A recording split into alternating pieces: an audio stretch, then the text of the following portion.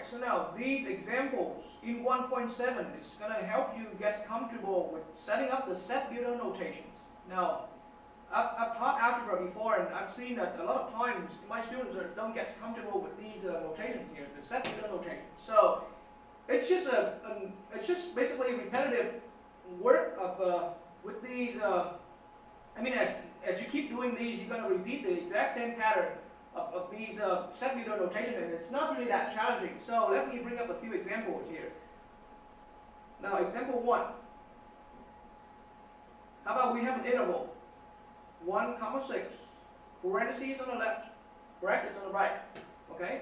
Now, to write this interval in terms of a set builder notation, to rewrite this interval as set notations, what we need to do, you need to be able to recognize the interval here as an inequality.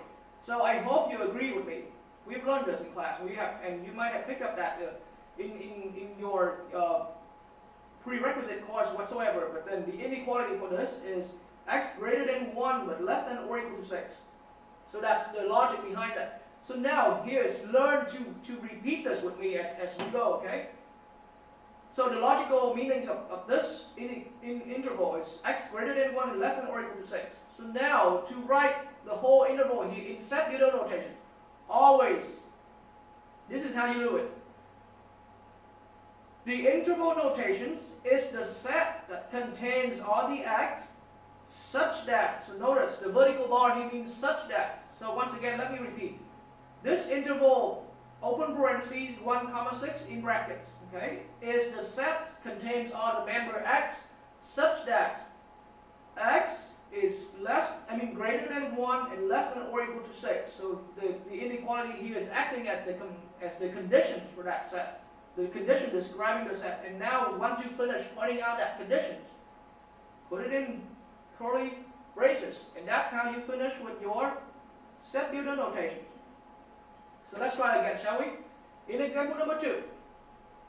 Once again, you need to be able to know what inequality that is, indicating the interval.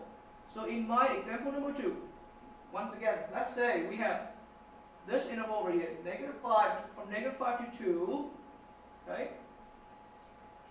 And then from -5 to anywhere less than 2. So now the inequality for this is -5 less than or equal to x less than 2. That's the inequality. So now, once again, verbalize this with me as I go. Now, I'm trying to verbalize this, so make sure you learn to verbalize this, and that logic is going to come clear for you. The interval from -5 to anywhere less than 2 is the same as, is the set that contains all the x such that x is greater than or equal to -5 and at the same time less than 2. That's it. And you put curly braces. And that's your set builder notation. I hope at this point you start seeing that it's not that challenging at all to write an interval in set builder notation. So a few more examples here. So how about in the example number 3? Right? I have another interval.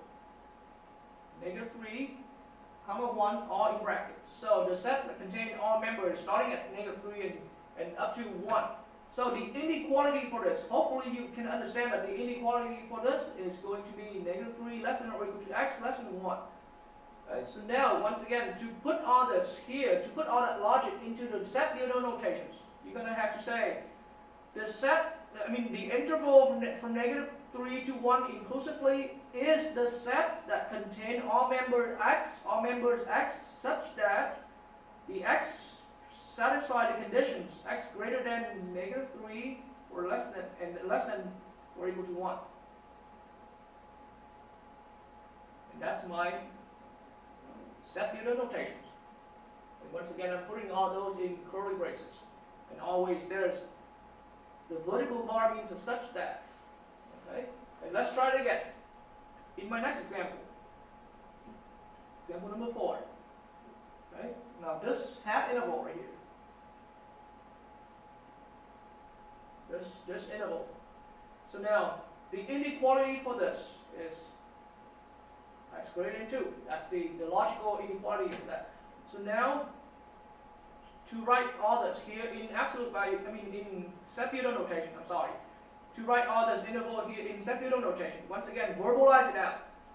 The interval from 2 to infinity, to positive infinity, is the set contains all x such that x greater than 2. That's just simply the condition of the set. And here you put all that in curly braces, indicating that here is a set.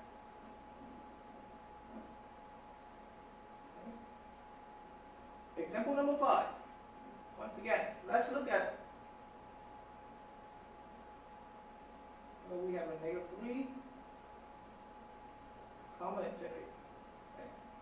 So with this interval over here, the inequality logically equivalent to it is x greater than or equals to negative 3.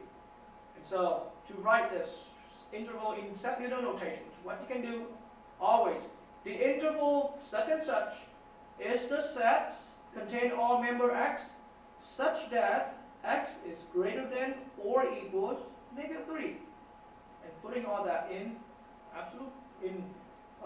curly braces. And that's how we done it. One more example. And you should be good to go with all these set-Newton notations. So example number 6. How about the interval? Something like this. Okay, so now the logical inequality for that is x less than 3. Okay, so now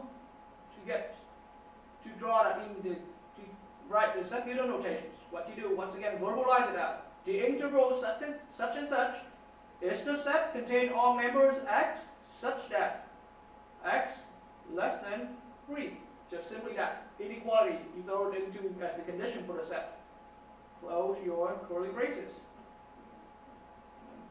There is your set-Newton notation.